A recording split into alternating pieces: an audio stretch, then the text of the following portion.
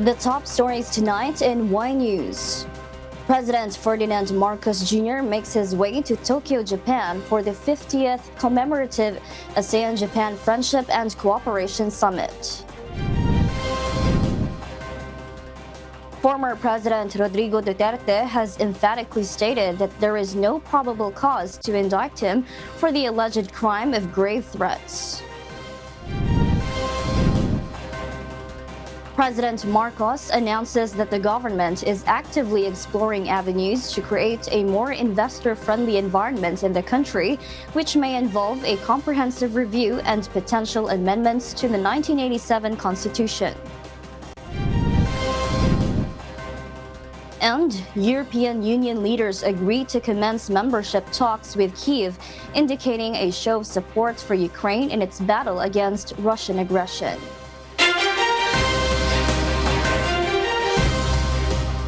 Good evening, Philippines and the world. Today is Friday, December 15, 2023.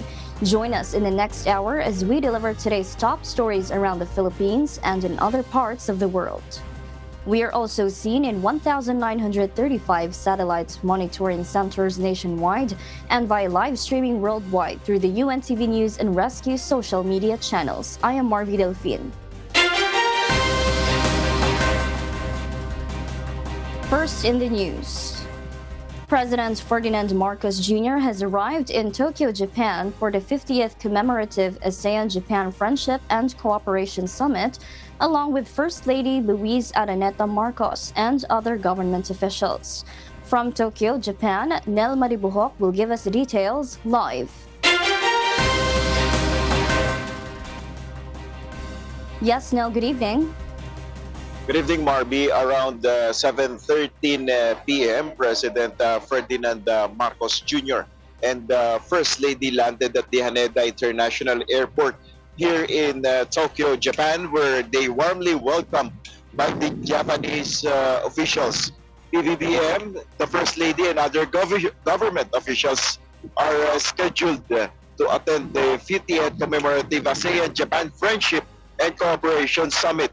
Before leaving for Japan, President Marcos said he is visiting Tokyo upon the invitation of Prime Minister Fumio Kishida. He emphasized that the last ASEAN Summit for 2023 is an opportunity for the Philippines to affirm its position on current international issues and advance the interest of the country. The main discussions during the summit will delve into topics such as the South China Sea, East China Sea, and the situations in Myanmar and North Korea as revealed by Foreign Affairs Assistant Secretary Daniel Espiritu. And on the heels of the ASEAN-Japan Summit that features the Asia Zero Emission Community or AZEC Leaders Meeting, President Marcos said he would apprise the AZEC partner countries on the current Philippine initiatives toward promoting a clean energy transition. Notably, the Presidential Communications Office has announced that Vice President Sara Duterte will act as the country's caretaker during President Marcos' stay in Japan. President Marcos will be in Japan until Monday, December 18. And that is our update. Back to you, Marvi. Thank you, Nela Maribuhok, reporting live from Tokyo, Japan. President Ferdinand Bongbong Marcos on Friday said the government is studying ways to make the country friendlier to investors, which may include amending the 1987 Constitution. The chief executive said there was a study to see how laws are affecting the Philippines' viability for investment. Nel Maribuhok reports. President Ferdinand Marcos Jr. is leaning towards studying changes in the economic provisions of the Constitution to attract more investors. The President pointed out that the existing economic provisions are hindering potential investors from proceeding with their operations in the country.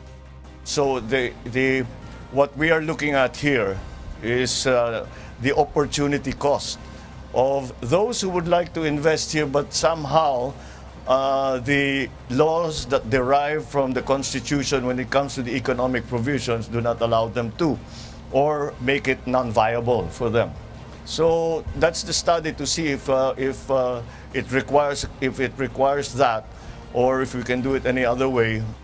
During an ambush interview at Muntinlupa City, President Marcos was asked about the push in the House of Representatives to amend the Constitution. He said the study on the matter should be about attracting investors to come to the Philippines, which is his primary interest. But in my interest, my primary interest is to try and make our country a investment-friendly place. And what else we'll see. That's why the study is really not about the Constitution. It's about what do we need to do, what do we need to change, so that these potential investors will in fact come to the Philippines. House Speaker Ferdinand Martin Romualdez, his cousin, said that the lower chamber of Congress in 2024 would focus its attention on proposals regarding restrictions in the entry of foreign capital and investments, including Chacha. Nel Maribuhok, UNTV News and Rescue. We serve the people, we give glory to God.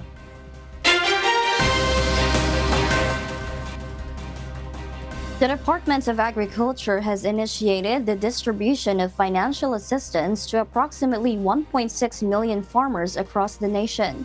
Assistant Secretary Arnel de Mesa announced that farmers tilling 2 hectares and below will each receive 5,000 pesos as part of this financial support program. The funds, totaling 12.7 billion pesos, are sourced from the tariff collected from rice importation in 2022. Notably, this amount exceeds the 10 billion pesos earmarked for the Rice Competitiveness Enhancement Fund, which supports agricultural modernization programs.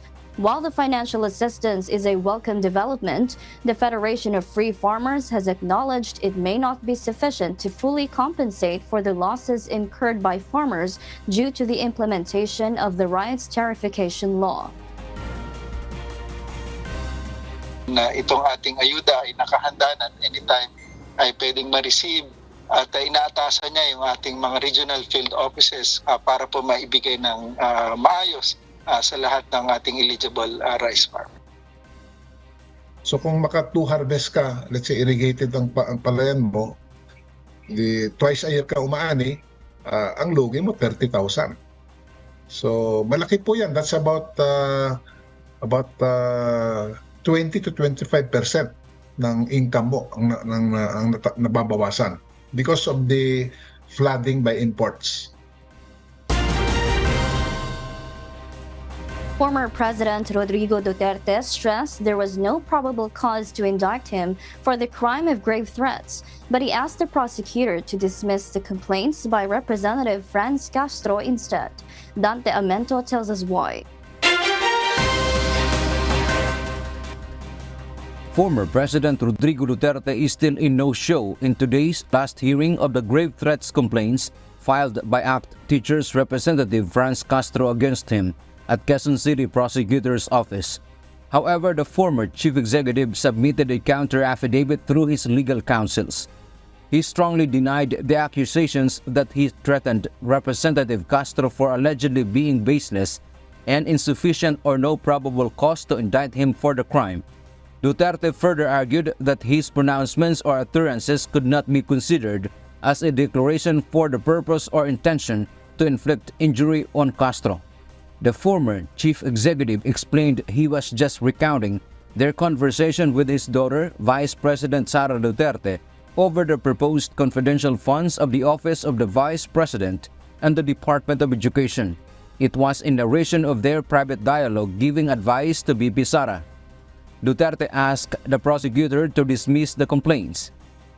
Wala naman doon siyang intent to threaten kasi daw kinikwento lang naman daw niya yung advice niya kay Vice President Sara about ROTC, confidential funds.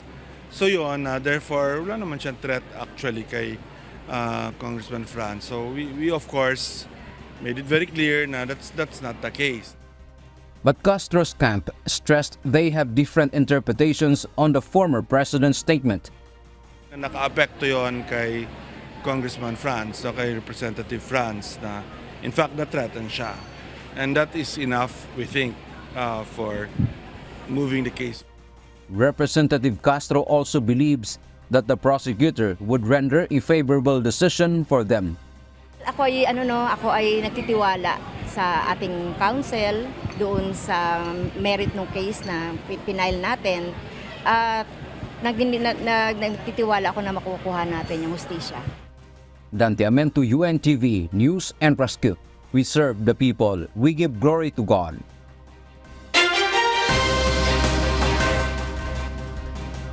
And for the news abroad, as Ukraine continues its battle against Russia, European Union leaders agreed to open membership talks with Kyiv during a summit in Brussels. However, the €50 billion financial aid package for Ukraine was unable to proceed due to opposition from Hungary. Orbán cited corruption and contested that a non-EU member like Ukraine should not be able to access large amounts of money from the EU budget. Despite the resistance from Orbán, Dutch Prime Minister Mark Rutte remains confident that the bloc will be able to strike a deal late January 2024. The budget proposal put forward by Summit Chairman Charles Michel requires unanimous decision of EU's 27 member countries. This has become more critical following U.S. Congress's decision to withhold the $60 billion package U.S. President Joe Biden was hoping to grant Kyiv. Ukrainian President Volodymyr Zelensky expressed his satisfaction with the recent move by the European Union. Дуже сильний результат і для України, для всієї Європи. Ще один крок до свого повноправного членства України в ЄС. Today's decision on opening accession negotiations is also vital for all those people in EU countries who believe that Europe can avoid falling back into old times of endless, fruitless disagreements between capitals. We'll share more global stories with you later.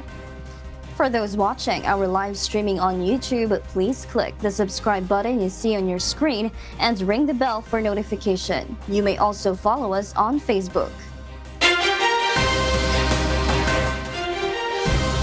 More reasons behind the stories when Y News returns.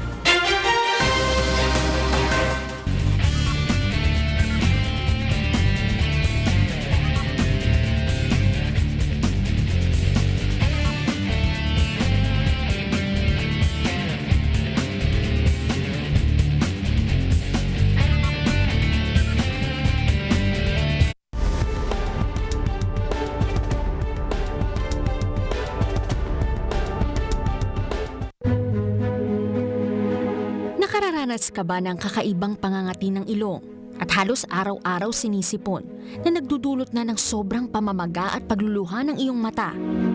Mga kasangbahay, baka ikaw ay nakakaranas na ng mga simptomas ng allergic rhinitis. Ano nga ba ang tamang lunas sa ganitong klaseng kondisyon?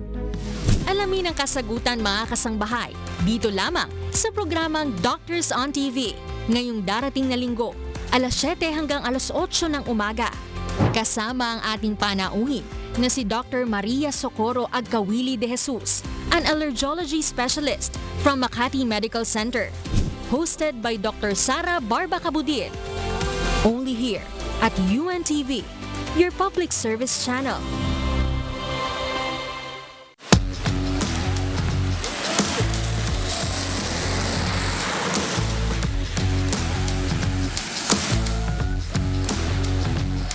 Kapag pinag-uusapan natin ang pickup truck, marami po ang choices na pwede nating pagpilian in our current automobile market. At isa na dyan itong ating featured pickup truck sa araw na ito.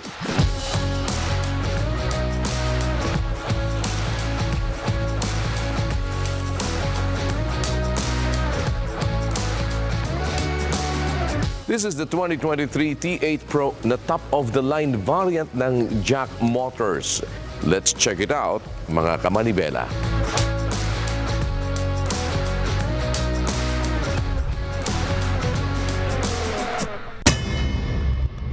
Panibagong hamon, pinatibay pang dedikasyon, serbisyo publikong maasahan anumang panahon, sandigan ng Diyos sa paghahatid ng katotohanan.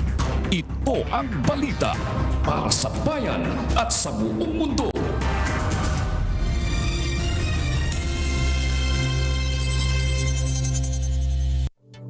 Tuwing mainit ang panahon, inaasahan na rin na tumaas ang konsumo ng kuryente dahil extra effort ang cooling system ng appliances. Mas malaki ang kailangan nitong supply ng kuryente. Ito ang ilang tips para makatipid sa konsumo ng kuryente. Linisin ang appliances tulad ng electric fan o air conditioning units para hindi mahirapan ang makina nito at hindi malaki ang electricity consumption.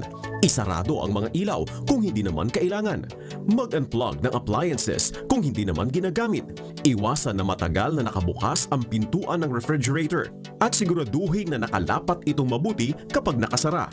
Ito ang ilang tips para makatipid sa kuryente mula sa UNTV, your public service channel.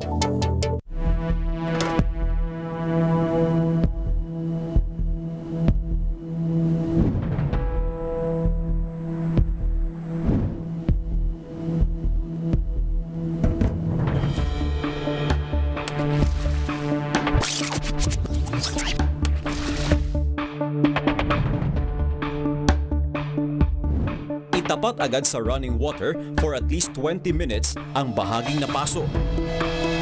Takpan ng gauze kung may sugat. Huwag gagamit ng toothpaste, yelo, oil o ointment dahil mapapalala nito ang paso.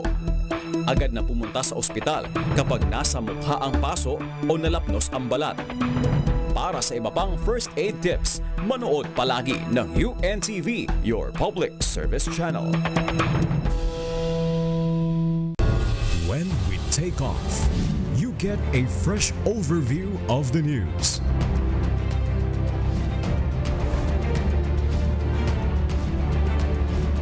From city issues to countryside stories,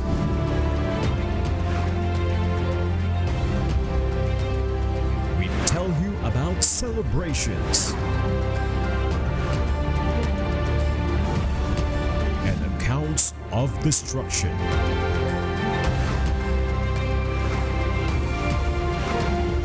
With drones, we give you not just visual narratives from a whole new perspective, but service on a higher altitude. This is our advocacy at UNTV Drone Journalism. May 3 color-coded rainfall warning na inilalabas ang Pag-asa tungkol sa pagbuhos ng ulan. Ito ay ang yellow, orange at red color-coded rainfall warning. Yellow rainfall warning. Asahan ang malakas na ulan sa loob ng 1 oras at sa susunod na 2 oras. Dulot nito ang pagbaha sa mabababang lugar. Orange rainfall warning. Matinding buhos ng ulan ang aasahan sa loob ng 1 oras at sa susunod na 2 oras. Bukod sa pagbaha sa mabababang lugar, malaki ang posibilidad na magbaha sa mataas na lugar. Kinakailangang maghanda sa posibleng paglikas. Red rainfall warning. Napakalakas na pag-ulan ang mararanasan sa loob ng 1 oras hanggang sa susunod na 2 oras. Ang mga nakatira sa mababang lugar ay dapat nang lumikas. Dapat nakamonitor sa balita kung lalakas pa ang ulan sa mga susunod na oras. Ito ang ilang paalala mula sa UNTV, your public service channel. Tuwing mainit ang panahon, inaasahan na rin na tumaas ang konsumo ng kuryente dahil extra effort ang cooling system ng appliances. Mas malaki ang kailangan nitong supply ng kuryente. Ito ang ilang tips para makatipid sa konsumo ng kuryente. Linisin ang appliances tulad ng electric fan o air conditioning units para hindi mahirapan ang makina nito at hindi malaki ang electricity consumption. Isarado ang mga ilaw kung hindi naman kailangan. Mag-unplug ng appliances kung hindi naman ginagamit. Iwasan na matagal na nakabukas ang pintuan ng refrigerator at siguraduhin na nakalapat itong mabuti kapag nakasara. Ito ang ilang tips para makatipid sa kuryente mula sa UNTV, your public service channel. Alam niyo ba na ang pinaka-aktibong muscle sa ating katawan ay nakikita sa ating mga mata? Kaya dapat lang na ito ay ating pangalagaan. Una, Gumamit ng ultraviolet protected sunglasses para maiwasan magkaroon ng pterygium or cataract. Pangalawa, huwag kusutin ng mata kung ito'y natutuyo o kumakati. Ito lamang ay makakadulot ng infection o di kaya corneal abrasion. Pangatlo, kumonsulta ng regular at least once a year sa inyong ophthalmologist para maaga matuklasan at mabigyan lunas anumang kondisyon meron ng iyong mga mata.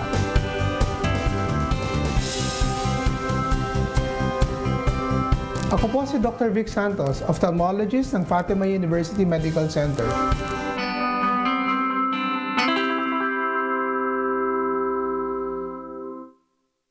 Graters, shredders, and grinders are common kitchen culprits that can cause lacerations. Lacerations are wounds with jagged or torn edges that may be shallow or deep. For shallow lacerations, clean the wound with water and apply antimicrobial ointment or cream. For deep lacerations, stop the bleeding by applying pressure to the wound. After the bleeding stops, wash the wound with water and cover it with a clean gauze. Take the person to the nearest hospital if bleeding does not stop. The wound needs stitches. If dirt or debris cannot be removed from the wound is painful or inflamed for days. If laceration becomes smelly or discolored, the wound has not healed in 4 weeks, or if the wound becomes larger. These are basic first aid tips brought to you by UNTV News and Rescue. May 3 color-coded rainfall warning na inilalabas ang pag-asa tungkol sa pagbuhos ng ulan. Ito ay ang yellow, orange at red color-coded rainfall warning. Yellow rainfall warning. Asahan ang malakas na ulan sa loob ng 1 oras at sa susunod na 2 oras. Dulot nito ang pagbaha sa mabababang lugar. Orange rainfall warning. Matinding buhos ng ulan ang aasahan sa loob ng 1 oras at sa susunod na 2 oras. Bukod sa pagbaha sa mabababang lugar, malaki ang posibilidad na magbaha sa mataas na lugar. Kinakailangang maghanda sa posibleng paglikas.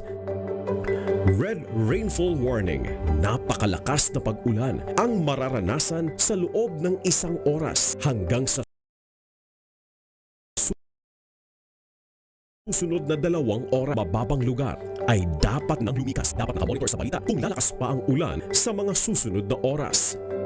Ito ang ilang paalala mula sa UNTV, your public service channel.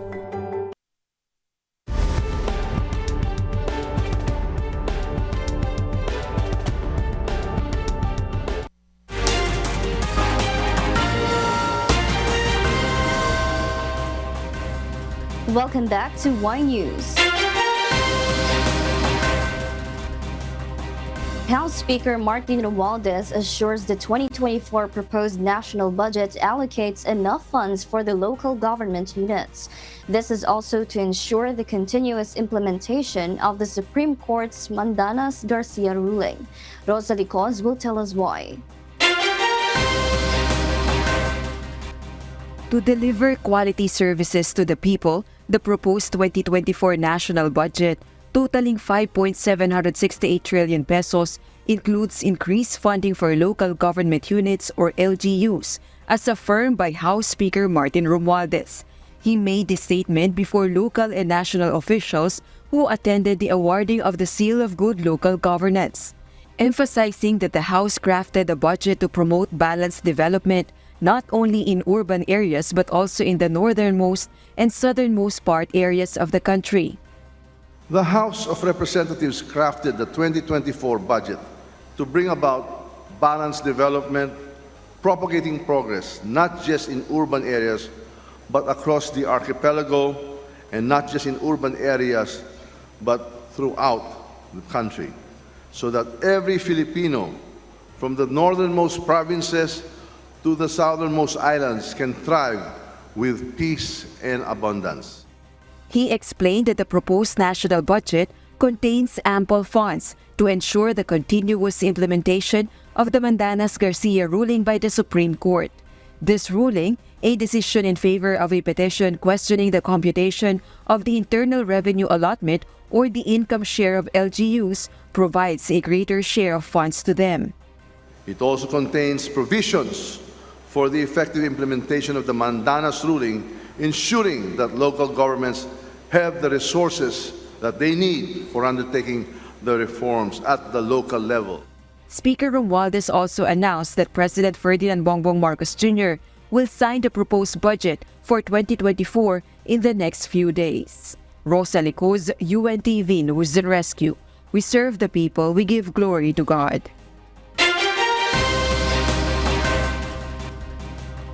The Department of Transportation, or DOTR, is diligently working to ensure ample public transportation options.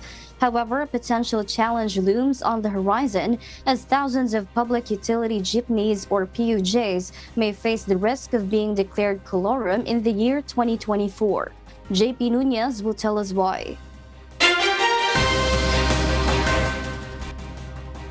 Tonight, the Department of Transportation, or DOTR, reports that the Land Transportation Franchising and Regulatory Board has successfully recorded sufficient transport cooperatives per route in Metro Manila.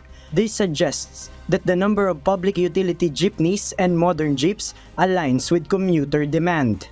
Assuring the public, DOTR asserts that there won't be a transport crisis if the remaining public utility jeeps fail to secure franchise consolidation by the looming December 31 deadline.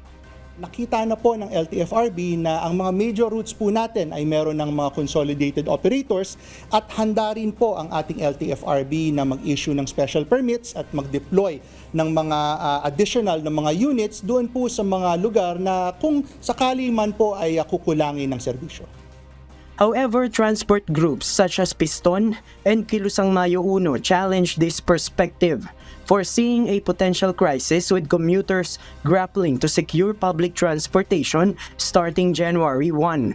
Modi Floranda and Jerome Adonis share a similar sentiment, expressing concerns about the added burden on commuters who may resort to higher fare alternative modes of transportation. Na walang masasakyan yung ating mga mamamayan, hindi lamang ang maepektuhan nito ay yung kabuhayan ng mga driver, ng mga operator, kundi mismo yung ating economic ay maepektuhan kapag wala tayong public transport. Meron pong mahigit 41,000 na traditional jeep. More than 30,000 ang hindi pa nagko-consolidate. Ang ibig sabihin, lahat yan kolorong by January. And therefore, ang magiging problema, walang masasakyan yung mga manggagawa na papasok sa trabaho at saka uuwi. In response, Piston and Manibela announced plans for a transport strike from December 18 to 29, protesting against the franchise consolidation deadline. Hindi matatapos ngayong araw, kundi magkakaroon muli ng mga paghahanda sa mga susunod na mga pagkilos. Sabi nga natin, hindi lang rally ang gagawin natin, kundi nagpe-prepare tayo sa isang mas malaki pa na transport strike. Sa susunod na linggo, ang Piston at Manibela ay magtutuloy-tuloy sa tigil pasada. Isang linggo hanggang magpasko o hanggang matapos na itong taon. JP Nunez, UNTV, News and Rescue. We serve the people, we give glory to God.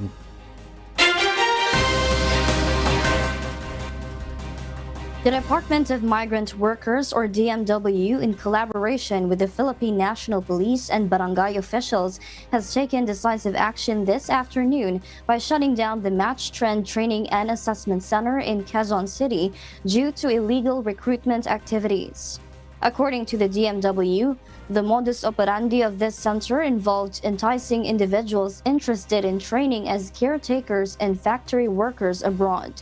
As part of their training, participants were promised job opportunities in Taiwan. Walang lisensya sa DMW. Pag nag-training, walang opera ng trabaho. No? Just tatagain ng pera. Almost 81,000? 80,000? Parang advertisement nila, touch nila, is that you train with us kasi makakapagpalipad kami. So, yun yung ano nila. So, for them to get trainees, there's a promise of work, which is no illegal na para.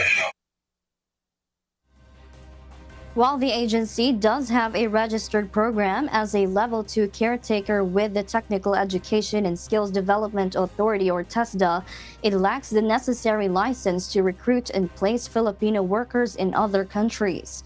Officers of Match Trend Training and Assessment Center are expected to face illegal recruitment charges as authorities crack down on these unlawful practices.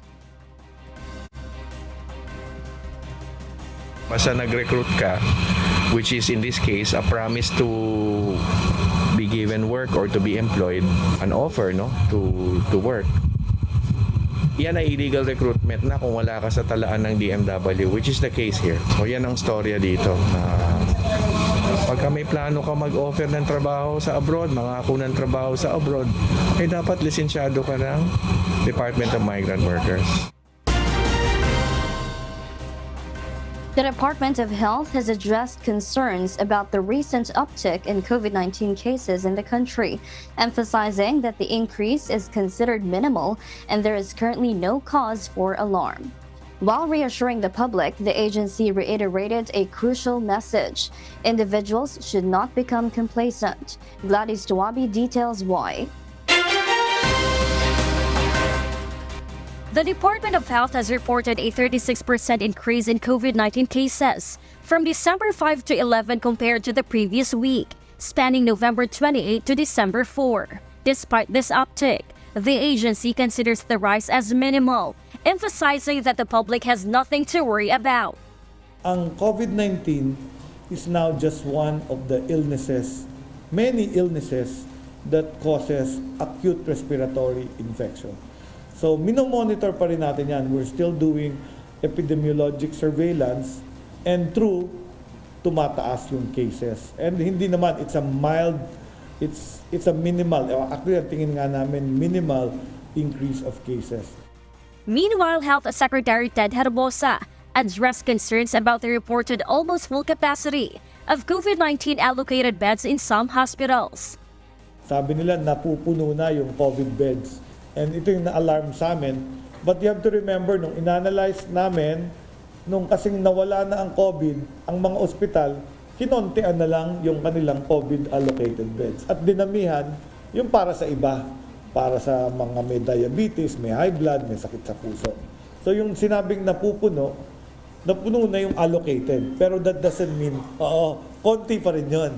In our total statistics, it's still not as much higher than kahit compared to the similar months last year. While clarifying that the country is not implementing mandatory face mask wearing, Secretary Herbosa stressed the importance of masking, especially for the vulnerable sector. He reiterated that the wearing of masks provides an additional layer of protection against the virus. Moreover, the Department of Health is granting discretion to hospitals and local government units to implement a mask mandate based on the risk assessment. This flexibility aims to empower healthcare institutions and local authorities to make decisions that safeguard the well-being of patients and staff. Gladys Tuabi, UNTV News and Rescue. We serve the people, we give glory to God.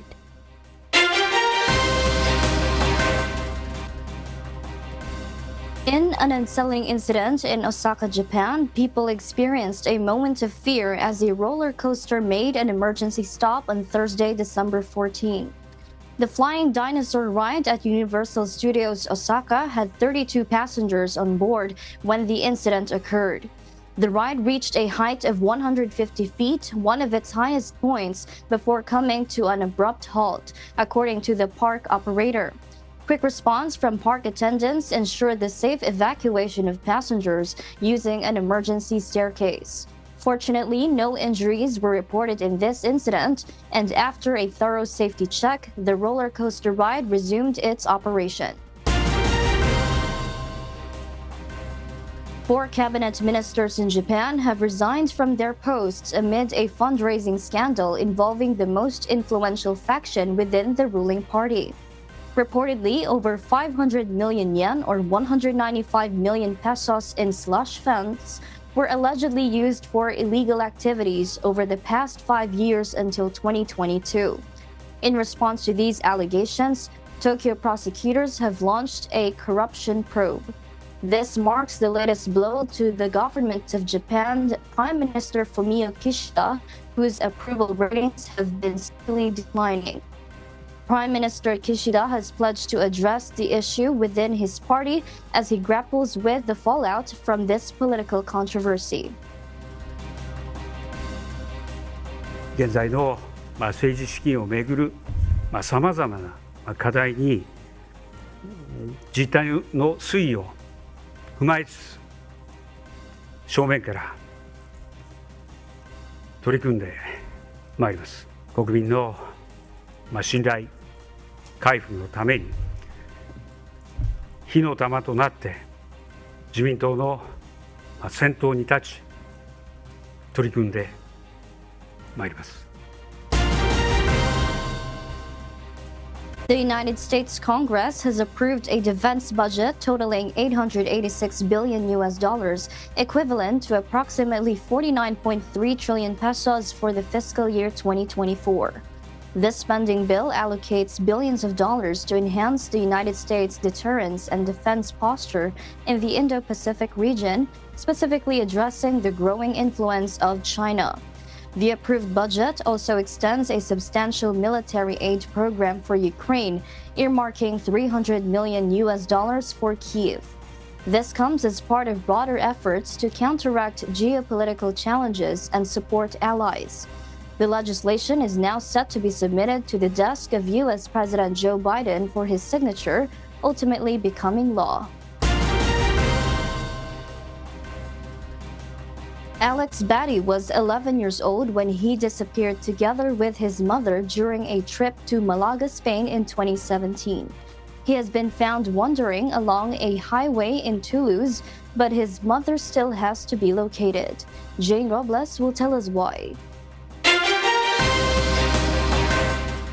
A medical student working as a delivery driver, Fabienne Assadini, spotted Alex Batty, now 17 years old, wandering along a highway in the region around the city of Toulouse, France. The British teenager, originally from Greater Manchester, England, was 11 years old when he and his mother disappeared in 2017. They were traveling with his grandfather to Malaga, Spain.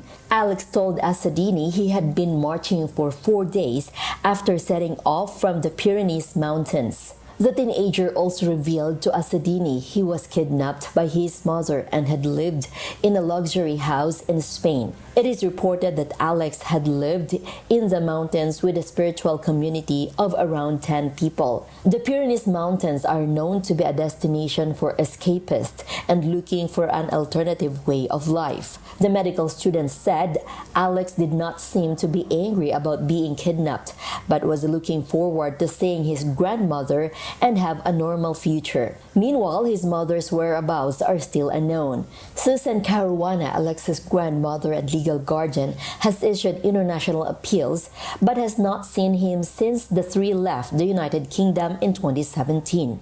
The criminal investigation into Batty's disappearance is being led by British authorities.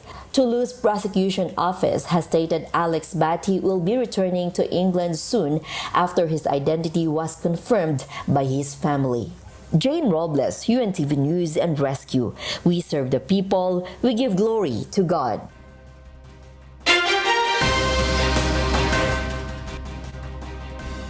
An auction house has made headlines by selling 6 shirts worn by Argentine soccer player Lionel Messi during the 2022 World Cup in Qatar for a staggering $7.8 million. This sale, conducted by Sotheby's, is now considered the most valuable sporting memorabilia auction this year. Among the shirts auctioned is the one Messi wore during the first half of the World Cup finals against France. These jerseys hold historical significance as Argentina emerged victorious in the 2022 World Cup. It's worth noting that the record for the highest price paid for game-worn sports memorabilia item is still held by Michael Jordan's jersey, fetching an impressive $10.1 million in a similar auction last year. And those are the reasons behind the news in other parts of the globe.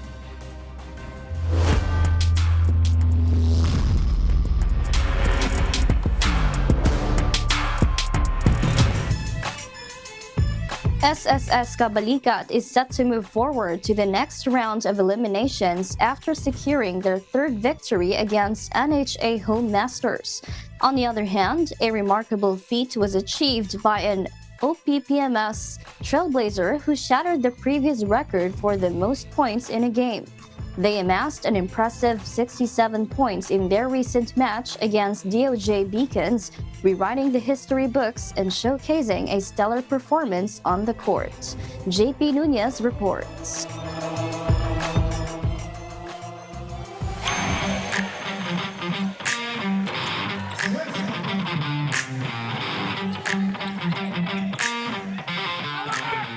SSS Kabalikat showcased determination as they dismantled NHA Home Masters, securing their ticket to the next round of eliminations.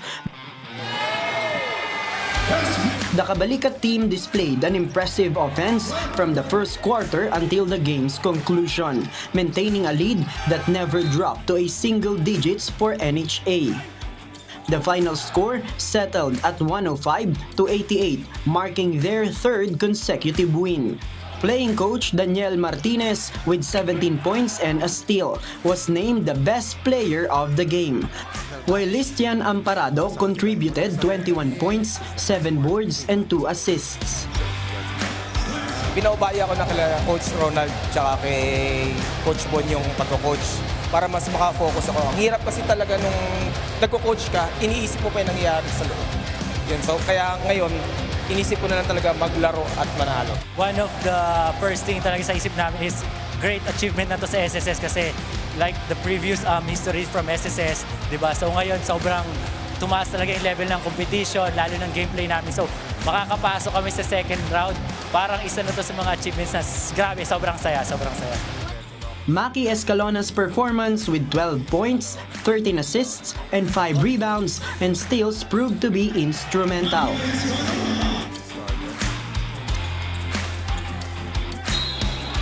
Sa practice kasi sabi ko sa kanila, starts in practice. So parang yung tradition na kukunin muna namin sa practice, susunod sa game. So sumunod naman sila sa pinapagawa namin ng mga coaches sa practice. So luckily, nakapasok kami kahit na dalawang sunod na laro na pinanalo namin.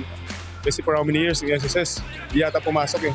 So yung winning tradition, parang gusto namin as a coaches, si Bonbon, ako, si Coach Daniel, i-inject namin sa kanila yung ganun na hard work talaga. Depensa muna bago pensa. Despite the loss, NHA Home Masters still advanced to the next round with a 4-2 win-loss record.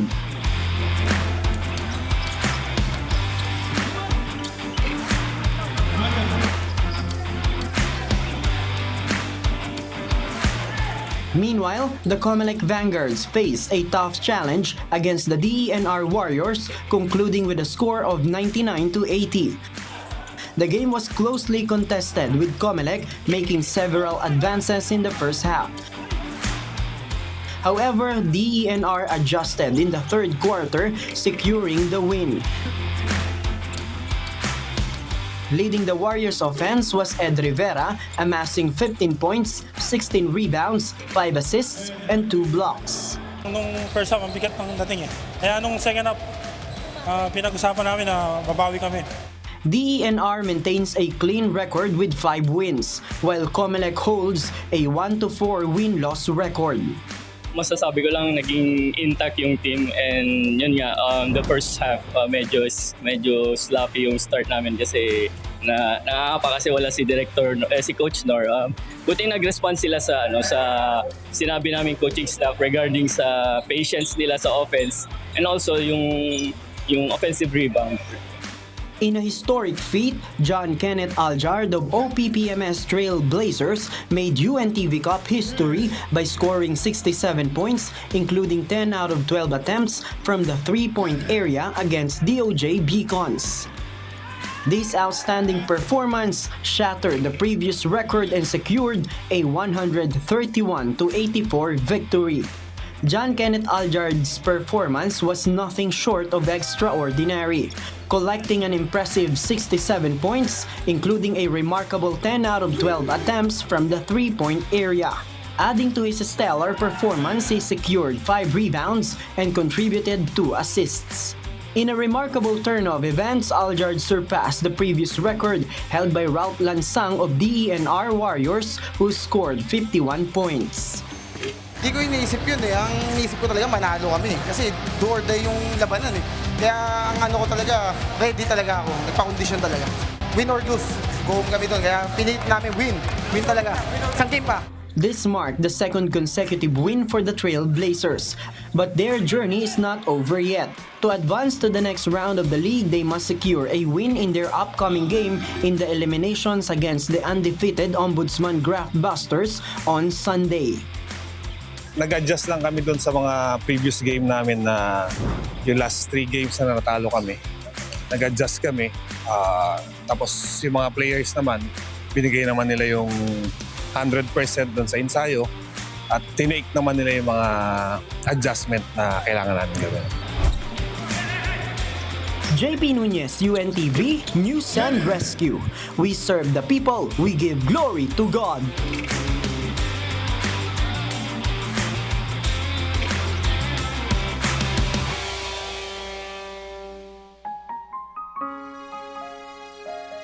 And before we close, we will leave you with the word giving glory to God.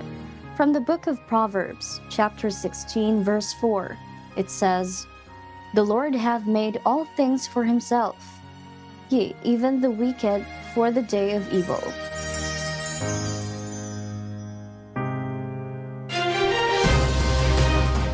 And those are the reasons behind the news December 15, 2023. Reasons we deliver to you as they unfold. Because we need to know, we will always ask why. I am Marvi Delfin, live from Australia. We serve the people, we give glory to God.